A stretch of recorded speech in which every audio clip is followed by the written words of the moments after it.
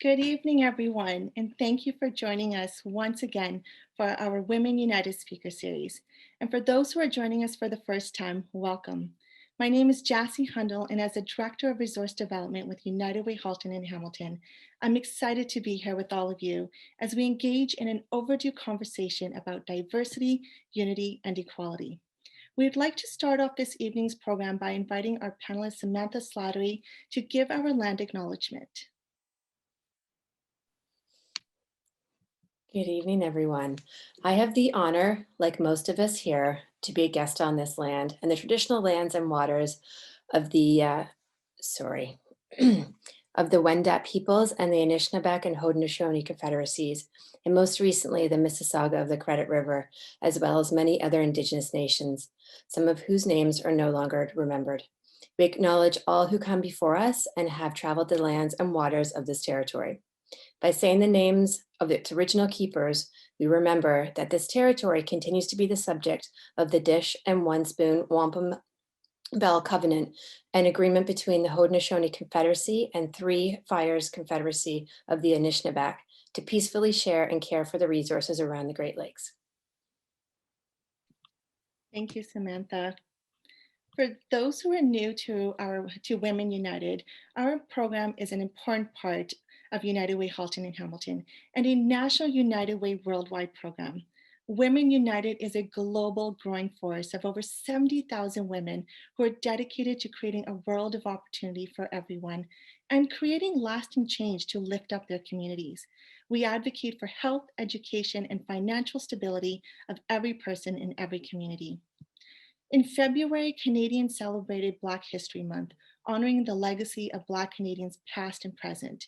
And in March, we celebrate the achievements of all women, raise awareness against bias, and take action for equality.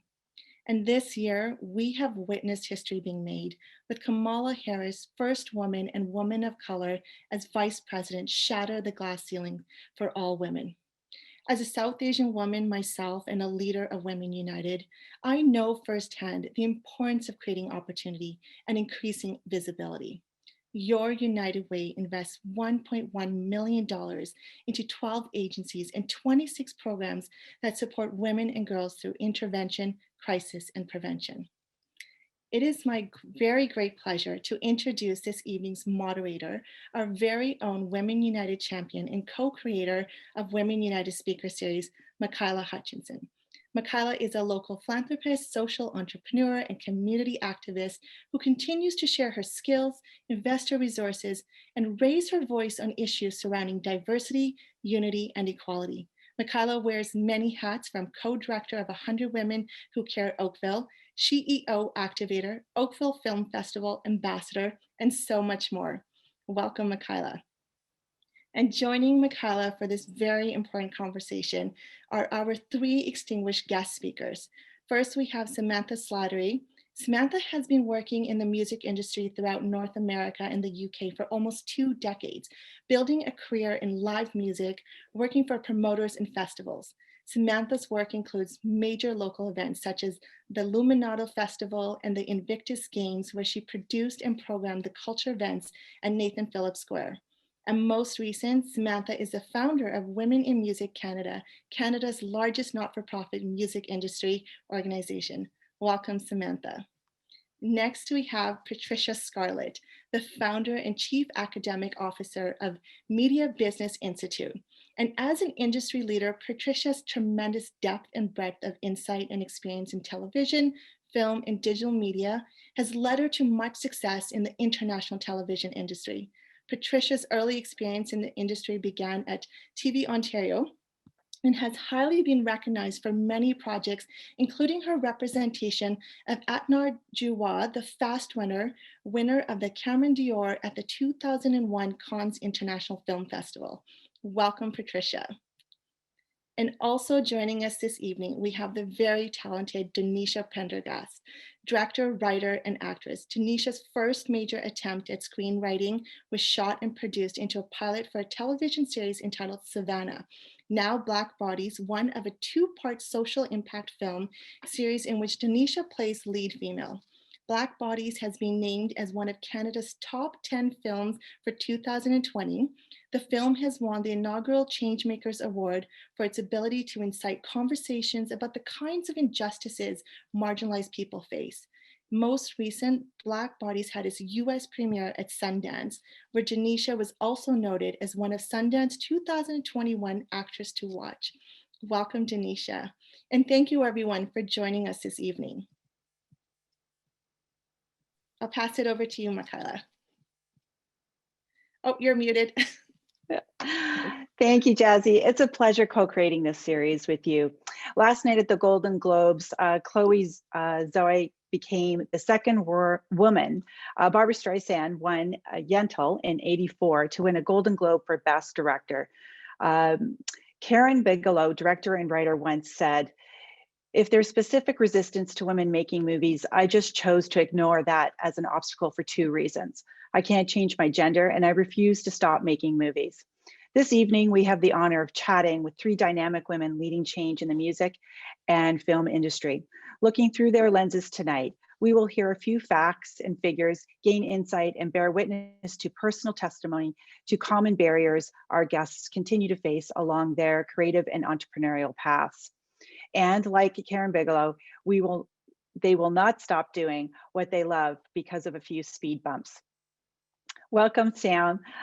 Women in Music Canada is dedicated to fostering gender equality in the music industry through support and advancement of female identifying professionals and creatives at every stage of their career. The goal is to strengthen the social economic balance of the music industry by providing professional development, support, and resources for our community. Sam, I'm looking forward to reading your upcoming research paper on the advancing women and girls in music. Happy you could join us tonight, and thank you for lending your voice to the land acknowledgement. Welcome, Patricia. Over the years, you have developed an impressive list of clients and partners and co-producers around the world. Recognizing a knowledge deficit and lack of training opportunities for television and film students and emerging independent producers, you developed two innovative workshops. These two signature workshops now form a part of achievement-oriented learning experience that includes certificate programs to TV film sales and distribution, TV film and new media business affairs, and executive producing. You recently released Of Cod and Rum, a documentary feature that explores the history of codfish and rum trade between Jamaica and Newfoundland. And Shalom Jamaica, a romantic comedy in the works, is about a Toronto-based Jewish Jamaican grandfather who returns to Jamaica to host his grandson's bar mitzvah. I'm sure our audience will be very interested in watching both of those movies. And hello, Denisha. As Bob Marley's eldest granddaughter, you're the only family member in a long line of musicians that has become a filmmaker. Your first major film, Rasta, A Soul's Journey, is where you worked alongside Patricia. It took you on a journey to discover the roots of Rastafarian. And as a global public speaker, you continue to share your beloved grandparents' legacy and message of one love. As a mom of a 6-month-old son, you are now juggling the adventures in motherhood and working on a couple of new film projects. I'm looking forward to seeing those projects come to life. So let's get started with the conversation. We've got some specific questions for our guests. Women continue to bear the burden of the pandemic, and we are seeing 46% increase in demand in social services. A recent survey by the Canadian Women's Chamber of Commerce reported 71% of the survey participants report negative mental health and impacts of consequences as a result of COVID-19. Sam, we have a question for you. As a leading expert in the music industry, you and I have spoken about many challenges women have faced in the industry before the pandemic, and they continue to face additional impacts and barriers due to that pandemic. Why is gender equality now more than ever important to our economic recovery? Yeah, wow, that's a big question. Oh my goodness. I mean, perhaps I get quite nerdy, so perhaps I'll just start with some of the original statistics. So these were in relation to, they were pre-COVID numbers. So as we're obviously women are roughly half the population. In the Canadian music industry, only 9% of company heads are women. Female employees in my sector earn roughly 24% less than their male colleagues.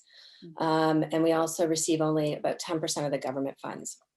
So this was pre-COVID. So this was the good scenario. Yeah. So now when you layer into that, some of the statistics you had mentioned, there's another study that came out last summer that was quite interesting from RBC and the Ontario Chamber of Commerce. And they looked at the impact of the pandemic specifically on women. And their statistics said that it set women back roughly 30 years in the workplace. So if you layer that in addition to the increase in domestic violence, and as you'd said, mental health and all the other challenges, additionally, the increase in, domestic violence has gone up tremendously. The numbers I've heard in Toronto are about 40%. Over top of an industry that was already not doing very well from a gender perspective. It's a huge challenge and a huge concern and a real, thing that we're really trying to get our arms around, like how best can we try to support and address this. But it's a huge problem. To your question as to why it's important, our last research study looked at the correlation. So it was based on a UN study that looked at female leadership and the correlation between a greater return on investment. So they looked at Fortune 500s and seen there was a correlation between female leadership and greater return. Taking out the creative piece and taking out the cultural piece, even if we just look at numbers, female leadership has a huge impact. So we had conducted a similar study in the music industry and just before this had happened actually. And for every 10% increase in gender diversity leadership, it leads to about anywhere between a 20 and 30% increase in revenue.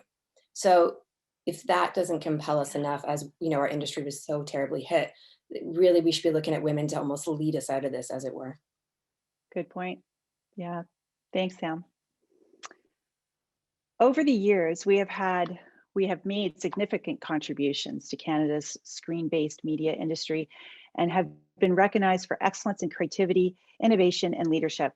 However, this is another industry where women are highly unrepresented. A report by the nonprofit organization Women in View reported that between 2014 and 17, women went from filling 17% of jobs to 28%. However, just 1.81% of contracts went to women of color and only 0.68% went to Indigenous women. Patricia, the next question is for you. With the extensive background in entrepreneurship and successful consulting in the career and television production industry, you have led the way for many, internationally and locally. What specific challenges do women continue to face in advancing equity, diversity, and inclusion in the Canadian film and television industry? And what does equal access for all really mean? Okay, so let me start with the first part of the question. Yeah. And in terms of women, the push towards gender equality in film and television, I think, have been relatively successful, but it's been successful for a specific group of women. So the statistics you've just cited tell the story. So by and large, Caucasian women have advanced into middle and upper management and seemingly are holding their own before and behind the camera. However, for Black women and women of color, the frightening part for me personally is that diversity and inclusion in Canada, particularly for film and television, has been studied to death. Millions and millions of dollars has been spent on studies over the last 10, 15 years. And in terms of real change, it's been limping and inching along.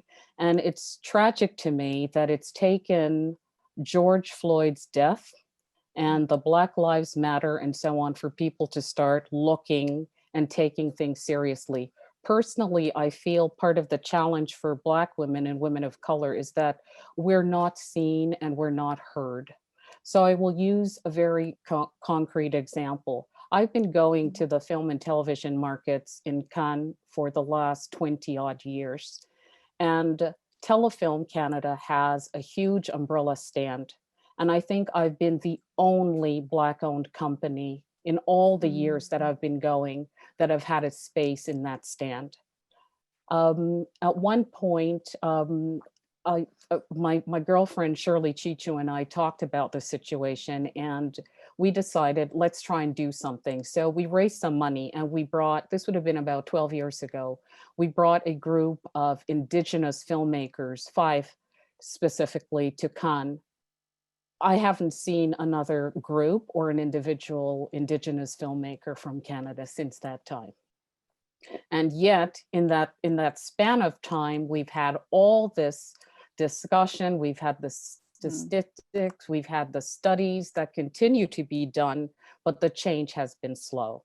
So for me personally, I think what needs to happen is simply that we need more executives who look like people of color, who understand our stories, and who can greenlight projects without us having to explain, jump through hoops, you know. And again, with the success of Black Panther, we can no longer say films that feature Black characters simply cannot find an international audience. It has never been true, but more so since then.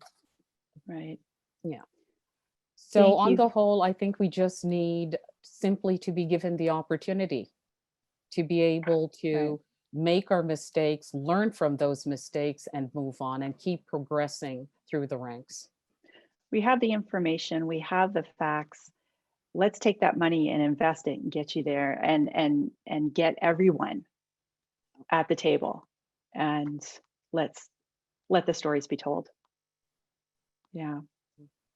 Thanks for your candor, Patricia. Appreciate it. Despite making some progress towards gender parity in the Canadian film and television production industry, research shows that women still face barriers to career advancement. The lack of gender parity is key creative positions continues to be unrepresented. Denisha, the next question is for yourself.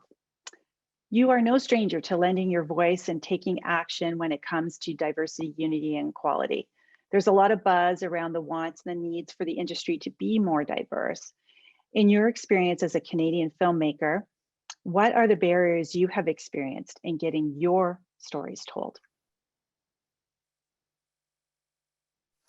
Night, everyone. Thanks for being here. As a Jamaican who now calls Canada home, it's a very interesting experience for me practicing my art here. Toronto is seen and marketed to be one of the most multicultural cities in the world. Yet still, when you go on production, it doesn't reflect that sentiment at all. You look at the stories that have been played in TIFF, for example, that get the proper platforms. They aren't stories that really have any Black characters as the main cast, you know. Like Patricia said, it's unfortunate that it took George Floyd and this whole eruption of racial tension to unearth the reality that a greater platform needs to be presented for Black women and women of color to be able to occupy these spaces. Specifically, being Jamaican with a strong accent and with dreadlocks that represent a culture, a religion, I find it unfortunate that stories that have to do with my culture are seen as less marketable, which is ridiculous because, you know, you think about reggae music, you think about Rastafari, you think about Bob Marley, you listen to the lingo of the young people in Toronto. Yeah.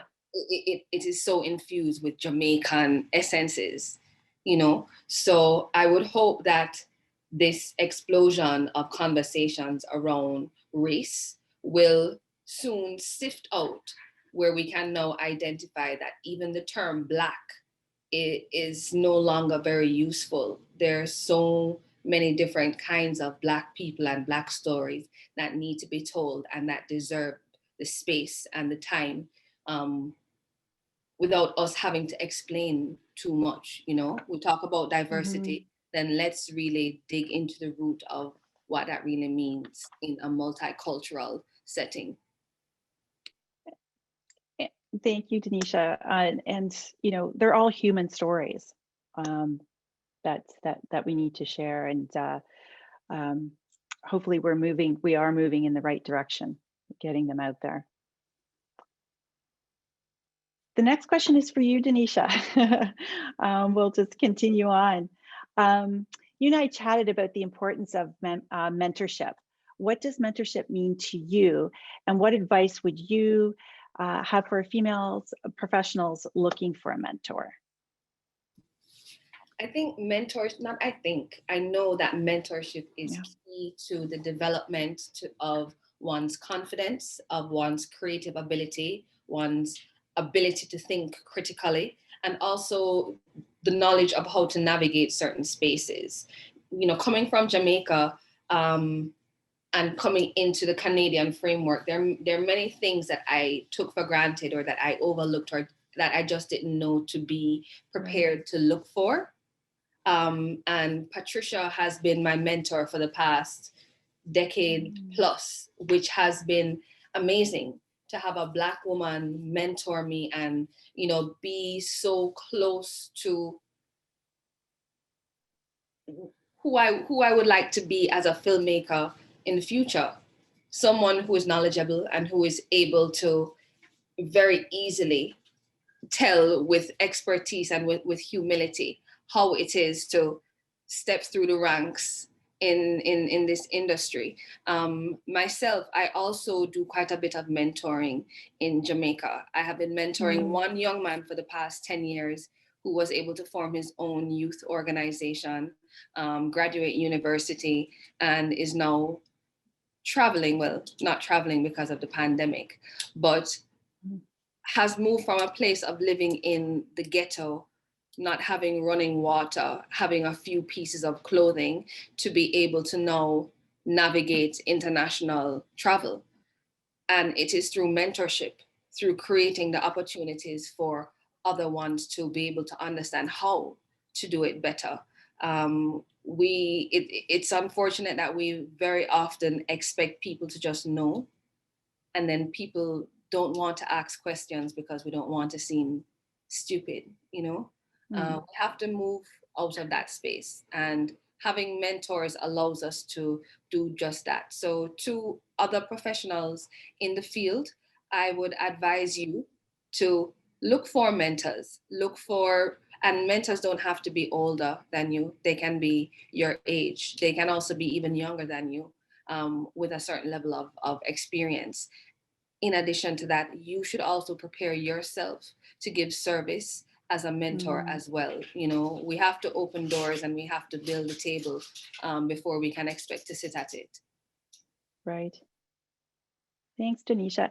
And so in reference to mentorship, you found, how did you come to meet Patricia and agree to, I guess, Patricia to say, yes, I'll be your mentor? Is there a list? Is there a roster?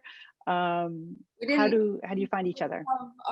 We didn't have to have that conversation. Patricia reached out to me to do Rasta Soul's Journey, the documentary. Right. Okay. Around the world. And at that time, I was in my early 20s. I had just started film school. I was preparing to step into another phase of my life.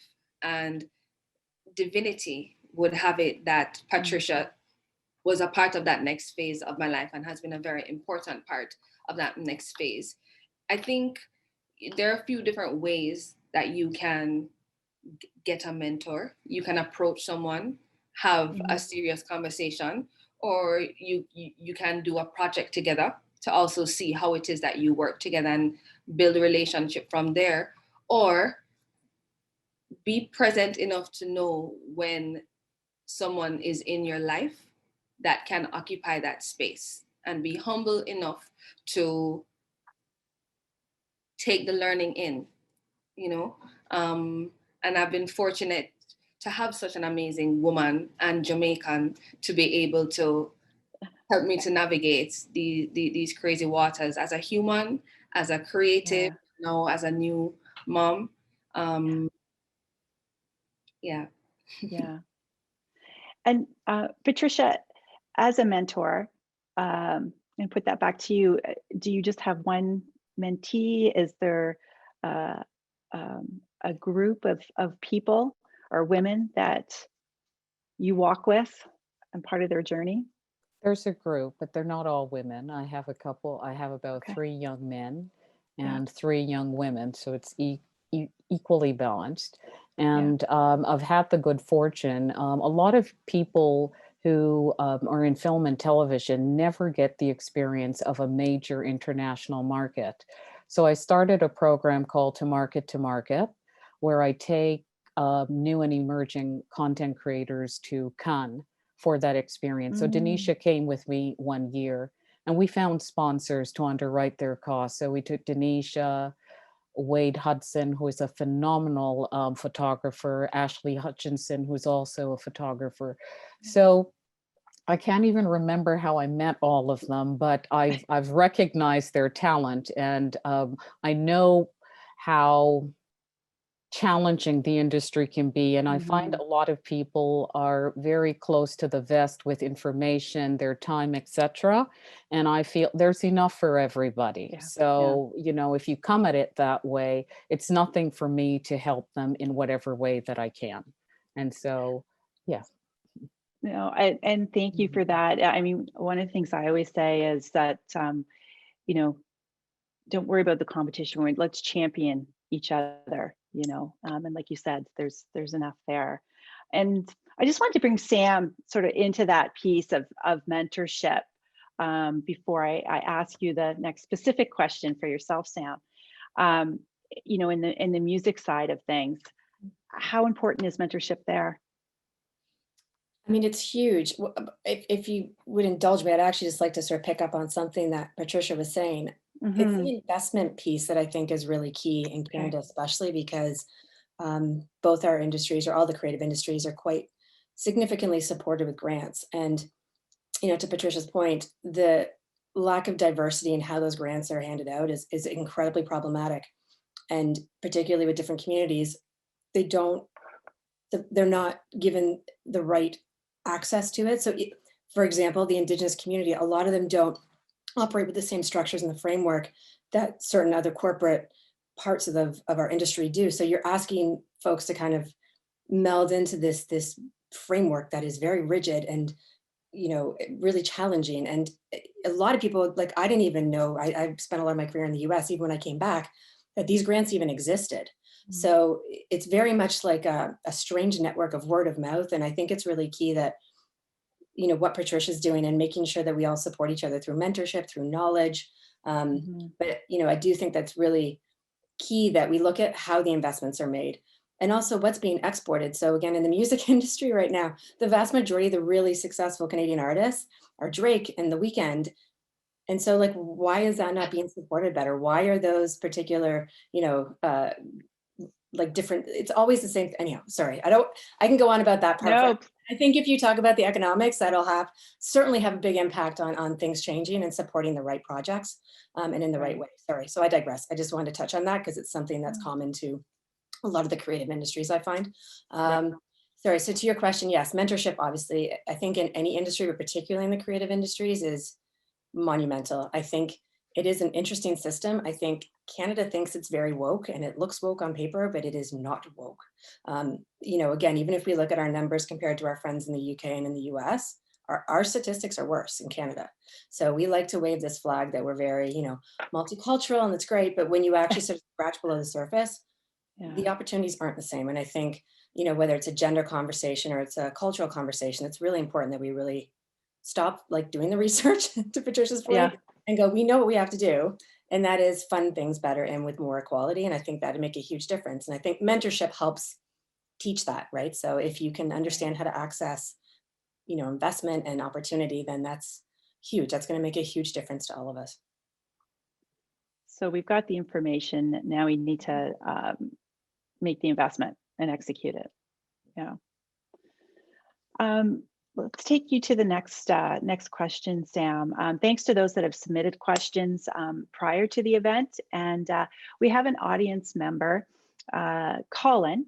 He asks, as a male ally and leader, it's important to our organization and our values in respect to the development and retention of diverse talent.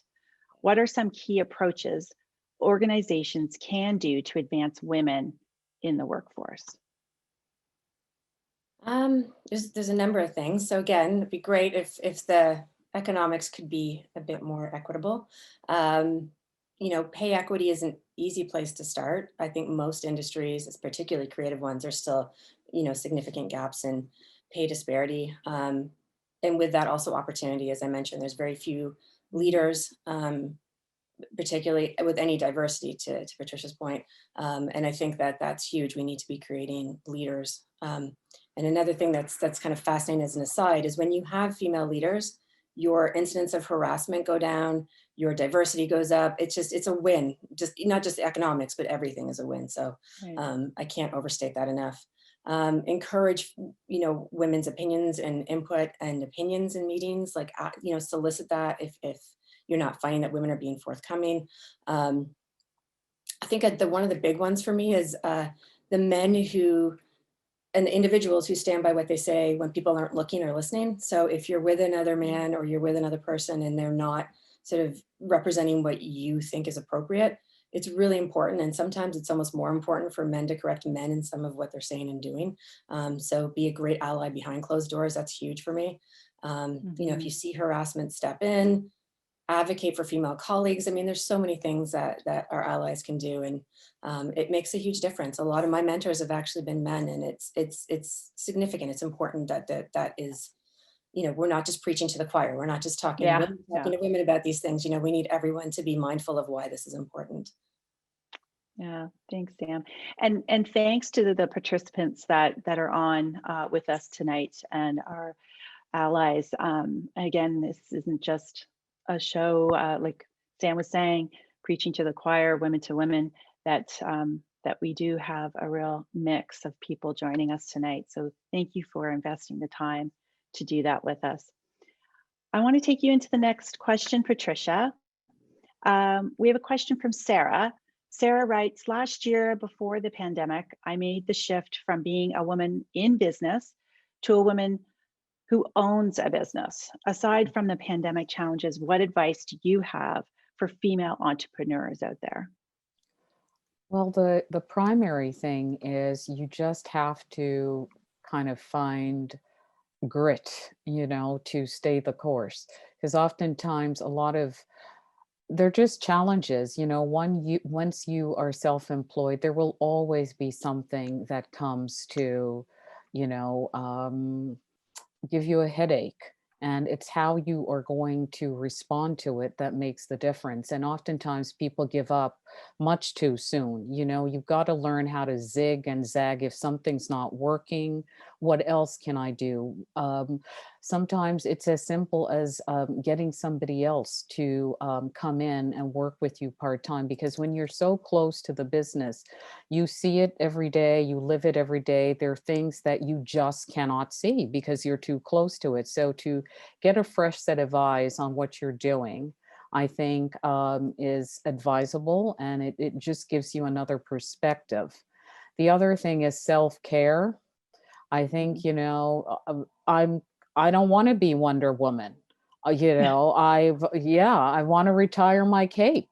So it's like, what can I do consistently to ensure that I'm taking care of myself? Because at the end of the day, it's not just the business. We have a family that needs to be taken care of. They need some of our time. So, and without that balance, once things go askew, it's very hard to kind of right it. A lot of damage is done, both to the family, both to your health. So it's very important that you make it a point to look after yourself. And that might mean doing less. Well, so be it. You do less, and you need to enjoy what you're doing as well. You know, I love my work. I don't think of it as work. I just have come to a place where I can now say there are certain things I'm just not going to do. You know, I've been through the 7 days a week, 50 hours a day. And at the end of it all, it just kind of made me miserable. So I'm not interested in working like that anymore. You know, Yeah. I often tell people of, you know, the days when when I was working at TV Ontario, I'd come home from church, start supper, get dressed, go to the office, put in the hours, come back, finish supper, and then, you know, do something else from home. It's too much. It's too much. So balance is what's required. And I think the pandemic, you know, the upside of it is that it really has allowed us to pause and breathe a little bit and, you know, do an assessment, take, you know, self, the business, and so on. So from that, I'm grateful from that standpoint that it has allowed us to do this. And for many years, a lot of people have wanted to work from home, and Yeah. you know, there was much resistance about it. And now I think the corporate world's going to look at this as well. Here's a great way to save some money on overheads, Mhm. you know, and the technology is here to support it. So I think this is a good thing. Yeah. Yeah. Thank you. We've got some questions. I'm just Mhm. looking at our chat, and so I'm just gonna, I think, just pluck a couple of them out and see where they take us.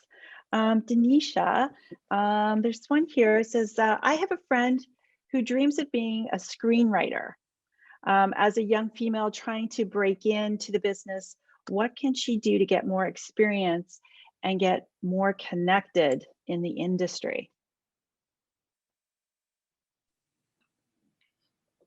First of all, you need to be signed up to all of these different media outlets that are reviewing films, to be aware of what it is that people are consuming right now, and how do they respond to what is being out there. So, you know, as a writer, you know the kind of tone that you want to be writing with. Yes, as creators, we want to be able to tell our stories as organically as possible, but we are also a part of a business. And so we have to know what the market wants and find a way to, you know, supply that in a unique voice. The second thing is watch lots of films. I mean, it's you would think it's common sense, but it may not really be. Watch as many films as you can, and then read the scripts of these films to see how it is that they were communicated on paper. You need to often assess what tools are now available that you may not have known before. The industry is evolving every single day, so they're always providing new tools for us to be able to engage. It's unfortunate again that we have to be home, because I would suggest attending as many different film festivals as you can, not just locally, not just regionally, but internationally if possible. These are the spaces where you can really do some very important networking that sometimes doesn't happen on the ground where you are. You know, they often say you are never taken seriously at home. Before that, you know, you go outside of the house and people take you more seriously. And it's the same exact thing when it comes on to being a creator in any city. So those are just a few suggestions. And good luck. It's not there to write your script over many, many, many different times, but always be prepared for a moment to come when anything can be possible. And because you are prepared, anything really can be possible. And never give up on your dreams. Someone wants to hear your story. Right. Just keep at it. And you mentioned about the film festivals and getting out there, and certainly in the last year, there's with everyone doing a pivot and changing the dance and the sequence and finding this new virtual world. And we know in Oakville, the Oakville Festival of Arts, and or AFA as we know it, went virtual, and it's been quite successful. And then this smaller festival, these films have had more exposure because it's gone right across the country. So it's been a real positive that's come out of a smaller festival going virtual. So like you were saying, Denisha, accessing those small festivals, the big ones, the ones that we know, and just watch as many films. And we have a little bit of time to do that. So in reference to the virtual piece, a question for you, Sam. In the music industry, live events, where do we see that going? How is that going to recover? Ooh, I might reiterate my previous statement, like how long do you have? I don't even know how to venture a guess on how to respond to that, only because I still think so many unknowns with variants, with vaccines, so I think until we get our arms around that, there's really, it's a ton of speculation, but there's a lot of challenges we have right now. My background is predominantly live. One of the bigger challenges we have is insurance, actually, that we really are struggling. And understandably, for underwriters to want to underwrite a live event at this point, with that many, it's so precarious. The other piece that we are anticipating as we come out of this is a lot of companies have not been able to survive the pandemic. So a lot of our suppliers no longer exist. And so simple things like fencing and a lot of the infrastructure pieces might be harder to get a hold of. And as you can imagine, when we are able to do this, there's suddenly going to be a big influx of, all these massive tours, and Live Nation's going to want to, get out in the road, and everybody's going to want to do their thing. So it's going to be a bit of a bottleneck. And I suspect for sort of more the emerging artists, it's going to be a bit of a challenge because, those opportunities will not be as available out of the gate. So that's something, again, that we're really trying to be mindful of, is how do we continue to support emerging artists? And really, I think your guess is as good as mine. Yeah. If anyone has any insight on this, I'd love thoughts. But yeah, until we can be in crowds again with some certainty, and even the psychology of people now, like even if we are vaccinated, is everyone going to feel comfortable regardless? I don't know. It's still a bit of an unknown. And I don't think anything virtual is going to ever come close ever. But that's me being too traditional, and that I love live, and watching television is not even remotely close to that. So I don't think there's going to be anything that's going to sort of replace it in the short term. So yeah, we'll see. Fingers crossed that we can get these vaccinations in everyone, and no crazy variants come up. And 2022, everyone, look at this space. Hopefully we can have some big festivals at that point, right? Yeah, no, thanks, Sam. For myself personally, I think with what's happened over the course of the year, if anything, it has validated what I've always thought about the arts, where we were, losing funding for arts. Now we just see how priceless the creative circle environment is, that we need the arts. We need film. We need music. That's what we need. Storytelling. That's what keeps us going. I think that's what's helped us persevere through all of this. And so the work that you're all doing is just so incredibly, incredibly important. And I think the rest of society is really beginning to clue more into that it's not always about, the big money maker. We've got these beautiful indie films, and we can show those and invest in those. Sam, there's a question here. I know it says, during the 90s, Canada had female artists like Alanis Morissette, Deborah Cox, Susan. Can you pronounce her name for me? I'm thinking of. She's from Oakville. Come on. Jan Arden, Nellie Furtado, Sarah McLaughlin, all made it to the top of the charts, and used their voices for strong political stances. The airways seem to be missing these powerful female voices today. Why do you think that is? And will we ever see another Lilith Fair? Okay, I'm gonna date myself now, properly date myself. I actually used to work Lilith Fair, so that's how old I am. And it was wildly inspiring and fantastic. And it's an accurate comment, and one that we talk about quite consistently as well. So I don't, again, full disclosure, again, I spent a lot of my adult career in the US, although I'm from Canada. So I can't actually speak to why that happened, but there is quite clearly a very significant gap from that period till now. I will say there's some phenomenal, like I love Jessie Reyes. There's some great talent now coming out, but it's going to still take a couple years again for them to kind of get to that level of success. And I genuinely actually don't know why. I think that speaks volumes about my industry, and again, how unnurtured a lot of talent is. I think it speaks to why we need to focus on the diversity even more. It's almost like we're going backwards, to be honest. And that actually kind of dovetails into another question I've just seen in the chat that's talking about the grant applications. Do you need thank you. specialist? So shall I just touch on that real quick, or? Real quick, and then I've got a question for Patricia. Perfect. Sorry, I know I talk too much. I try to keep it. No, it's great. You don't need a grant specialist. It can be helpful to know where they all are. If you're interested, if you go to actually the Women in Music website, and I'm not like, there's no sales pitch or anything, we just happen to have it listed. There's a resource section, and we've listed out all the grants. So by municipal, provincial, most of the regional ones I've captured.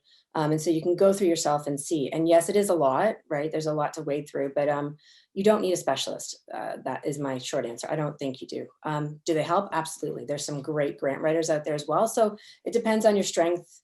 If it's something you're not familiar with, it probably isn't a bad idea to have someone work with you in the beginning. They're extremely difficult to get. They are a little bit. They're also starting to move away from that. So I sit on some of the panels for some of the grant bodies as far as diversity, and that's one of the things we talk about is you've got to have this threshold to be eligible. So then the question is, how do I go from here to here? So there is some opportunities now where they're looking at some of the smaller amounts. So for emerging, to try to support people getting to that next stage, and so that is kind of changing a little bit now. So hopefully it's not as, it's still challenging, but it's not going to be these like numbers and these statistics, as I mentioned earlier, that you have to hit out of the gate with some of these grants.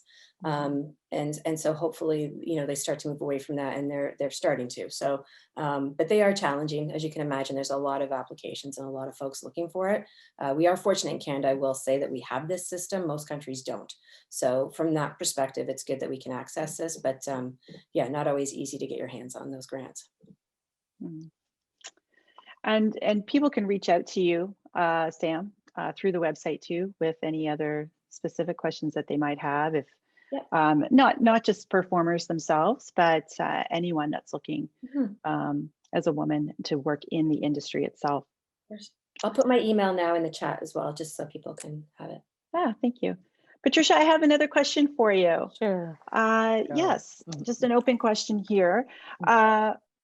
I've noticed over the last couple of years that more movies and TV shows are focusing on women-centric storylines. Is that because more women are working behind the scenes in the industry now, or is it just a trend and good for the bottom line? The latter. So there are more women working behind the scenes, but I think it's economics. Women are over 50% of the population in Canada and the United States, and we also control the lion's share of the household income. So just from an advertising standpoint, it makes sense that women want to see themselves reflected in their many and varied manifestations, and I think that's what's driving a lot of the films. If you just even do a quick run through Netflix, a lot of the movies are women oriented. They do have some of the the kinds that are more oriented towards men, but a lot of them are definitely geared towards women. And it's economics. Yeah. Yeah. Mhm. I'll put it out there, and Sam, Denisha, Patricia, how are we? It says question here: what systems are in place to measure the different kinds of initiatives that are out there? How are results being measured? Is there a way that we just know that the things are changing for the better? Well, for the longest time, we had no statistics in Canada for television and film. They just kept Mhm. saying, we're not keeping that kind of, be it race-based or gender-based. The gender piece, they got that right, and they started, tracking those numbers. And it's only as a result, as I said, of George Floyd, the Black Lives Matter, that they're now starting to track those, that kind of information. But I'm really not aware of any kind of system in place to measure. But again, the stats are there to show that disproportionately the lion's share of the money goes to certain kinds of films. And that has not changed in the last little bit. So it will be interesting to see what kind of systems or measures they put in place going forward. But Mhm. yeah. Did anyone want to add anything to that? No, we're good. Just before I sort of wrap things up with us, share an inspiration that you've had, in your career. Denisha, maybe we'll start with yourself. Something that's really inspired you to do what you do, or your next story. Okay. So I'll tell you how I got into film in the first place. I started out acting in Jamaica, theater production, when I was about 17.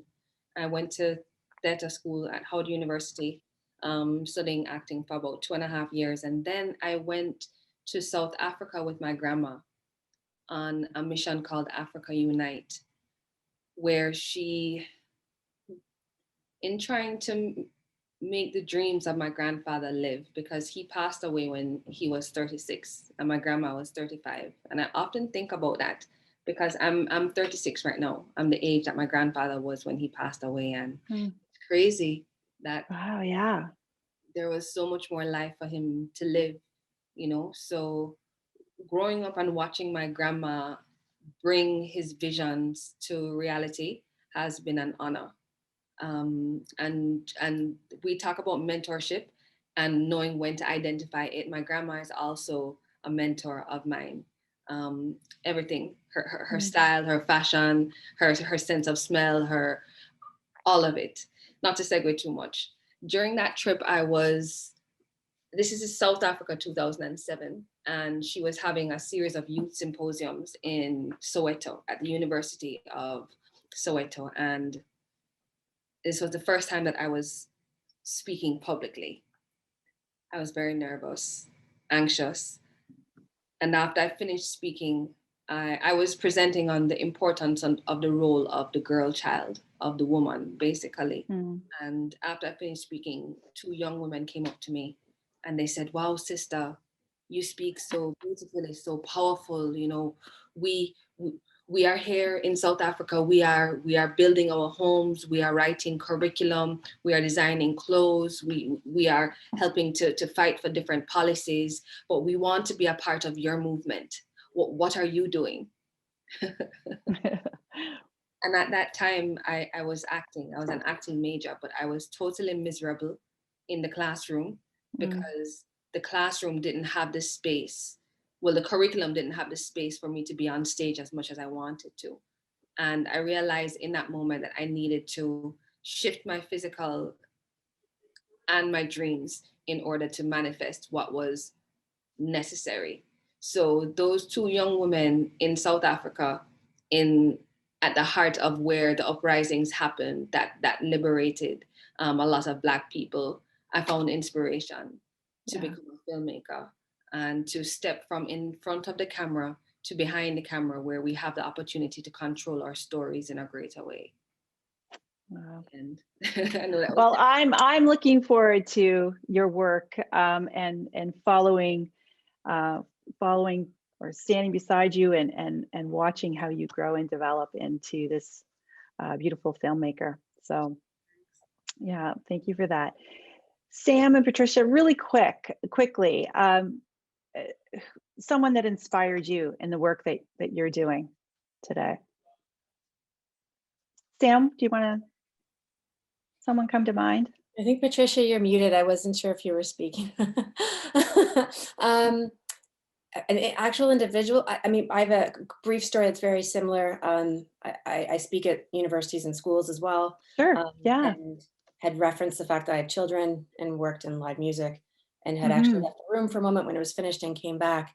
And the speakers, or the people who had organized it, were concerned. They thought I'd left, but I'd actually just used the restroom. And I was like, oh, no, thank you for having me. They're like, well, you can't leave because there's a lineup. And there was this like lineup of women. And they all just said, like, we didn't realize that you could actually work in music and still have a family or be a parent. And that's kind of the point at which it's sort of similar. I realized, like, seeing yourself and representation is enormous. Like, so whether it's, you know, again, diversity from like Black women, for women at all, like it's huge that everybody sees himself in that position to be able to aspire to. And I think that's been another big challenge. And you know, that for me really like resonated, that a generation that young who you think wouldn't even have those preconceptions was like thinking that somehow by seeing that I could have kids and work in music was some sort of revelation. So I was like, okay, clearly there's a lot of work to be done. So I remain here. So that was, that was probably my inspiration. Wow, thanks for sharing that. Well, Patricia? I can't think of somebody at the moment, but I can think of an experience. So, which is also tied to South Africa. I was invited to South Africa in 2005, I think it was, to do a workshop for, I think, about 120 emerging filmmakers from across the continent. And it's one of the most memorable experiences of my career. They were so engaged and inspired, you know, they were just full of life and energy. And I could see where many of them were going to go with the stories they wanted to tell. And the other inspiration from that whole experience was that they were supported by the Talent Campus, which is an initiative by the Berlin International Film Festival, which seeks out opportunities to support filmmakers or people in the arts in the developing world. And so they provide funding. They paid for me to go as well. And it was just a wonderful, wonderful experience. And it was also really interesting to see how much all of them knew about Canada. People were singing Celine Dion when we had the break. They knew about Alanis Morissette, you know. Yeah, it was great. So yeah. Wow, that's good. Oh, thanks for sharing that with us. Well, you know, everyone, folks, I'm noticing the time, and we set an hour. We're going to keep things going for a little bit. I know our speakers are going to stay with us for a little bit if anyone has specific questions for them. But just before most of you might have to check out, I just want to leave you with this. As Ella Fitzgerald, the First Lady of Song, famous jazz singer and first American woman to win multiple Grammys, once said, "Just don't give up on trying to do what you really want to do. Where there is love and inspiration, I don't think you can go wrong."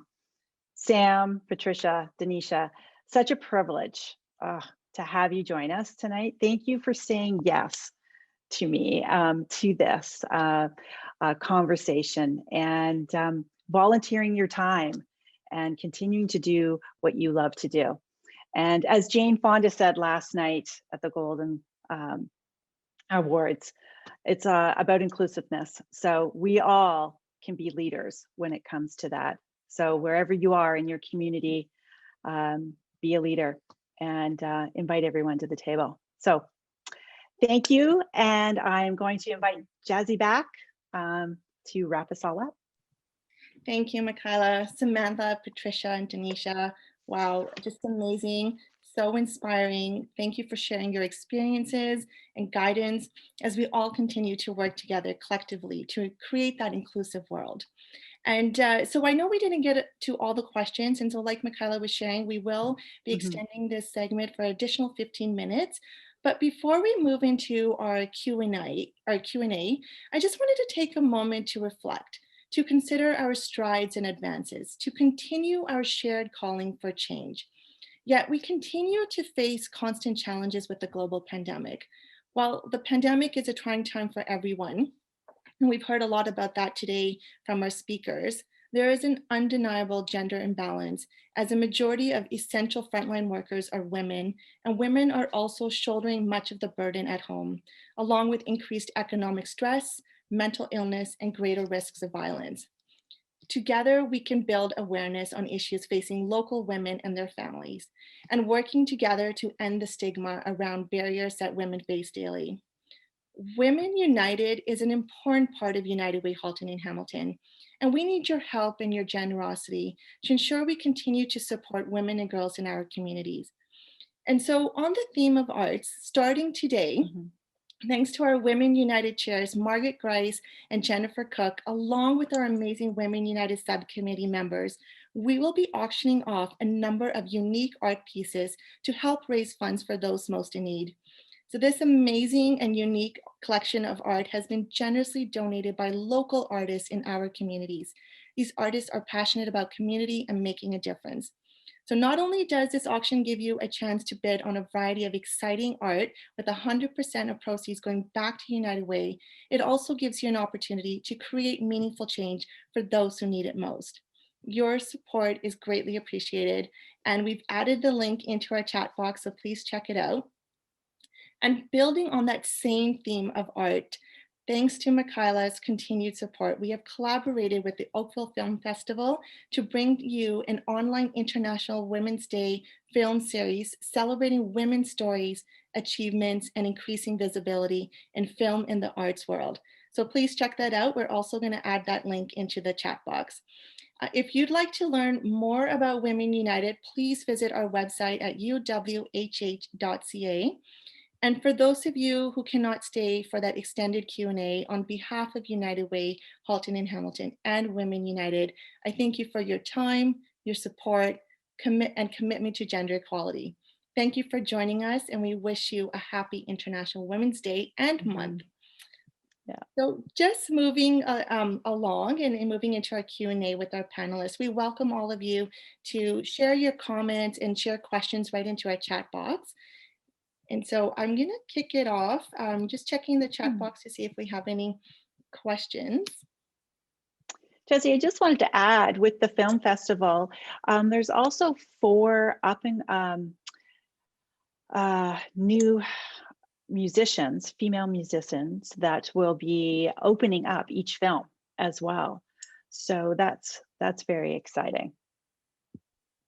Thanks, Michaela, for sharing that piece. So I do have a quick question, and I'm just going to open it up to our panelists here. What have you found to be the most effective way of addressing gender issues in a workplace?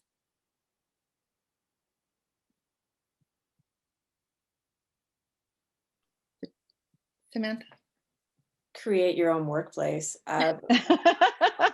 Sorry, so I was on a panel years ago, and I don't even know where it came from. It was at South by, and someone was asking me about the glass ceiling, and I won't swear on this call because it's a family call, but I said something about the glass ceiling and build your own house. Like, if it's not working for you, we can do it, right? Like we need to have female leaders, and if you're not in organizations that are going to support it, lead yourself. Don't ask for permission.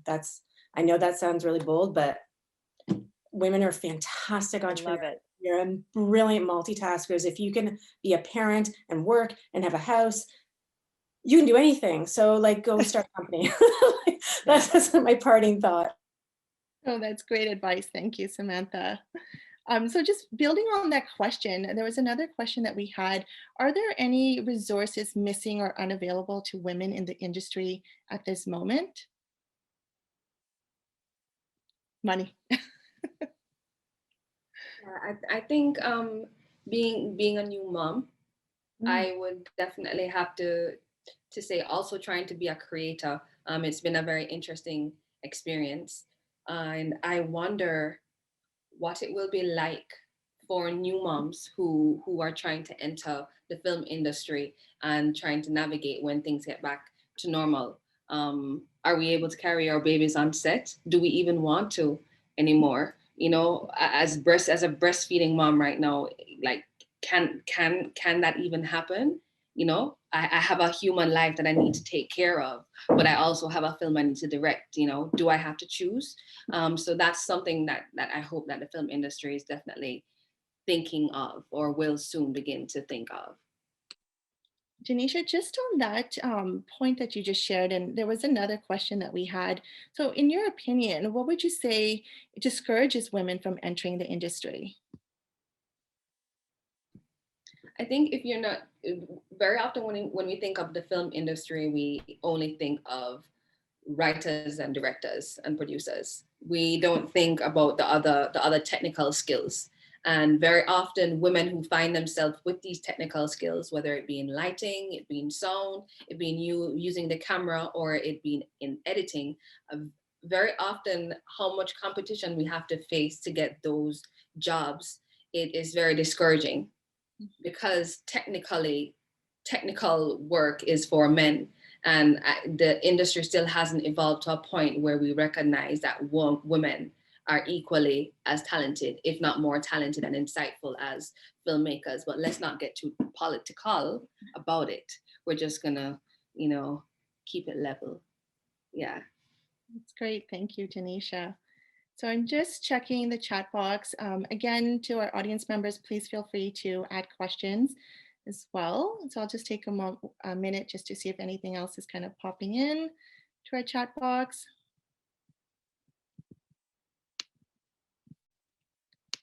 So just on that note, so I'm not seeing anything in the chat box.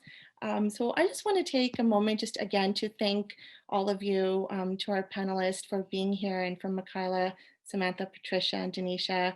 You know, this has been such an inspiring conversation. And I think having these conversations really helps us move forward, you know, gender equality and just building that awareness and giving us tools and tips around how can we take action to build equality for all. And so I just wanted to thank you once again for joining us this evening. And, you know, I wanted to thank everyone else for joining us. And, you know, together with your support, we will continue to lead the way and break the structural barriers women and girls face. And I encourage you to join the movement, to join Women United. And again, if you'd like to learn more, please visit our website at uwhh.ca. Thank you, everyone, for joining us this evening and being a part of this conversation. Until next time, happy International Women's Day. Happy International Women's Day. Thank you. Bye-bye.